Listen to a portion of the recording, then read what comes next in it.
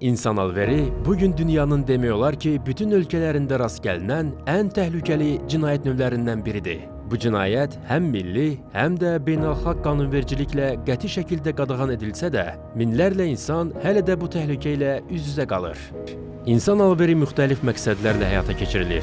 Cinsi istismar, əmək istismarı, o cümlədən uşaq əməyinin istismarı, insanların daxili orqanlarının alqı-satqısı, dilənçiliyə məcbur etmə və digər qeyri-insani fəaliyyətlər. Bu cinayətlərin arxasında isə əksər hallarda eyni üsullar dayanır. Şişirdilmiş vədlər, asan qazanc təklifləri və saxta imkanlar.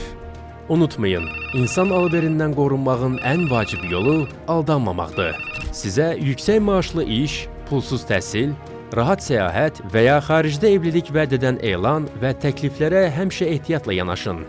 Xaricə işləmək, təhsil almaq, səyahət etmək və ya nikah bağlamaq məqsədi ilə gedərkən müraciət etdiyiniz firmanın hüquqi statusunu mütləq araşdırın. Şirkətin rəsmi qeydiyyatını, fəaliyyət təcrübəsini və lisenziyasının olub-olmamasını yoxlayın.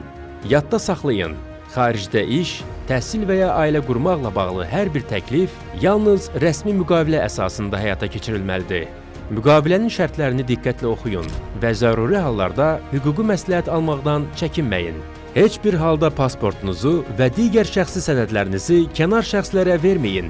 Bu sənədlər yalnız göstərilə və ya sürət şəklində təqdim edilə bilər.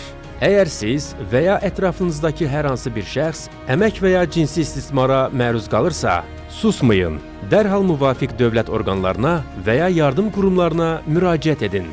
Unutmayın, insan alveri səssizlikdən güc alır. Məlumatlı olun, ehtiyatlı davranın və özünüzü qoruyun.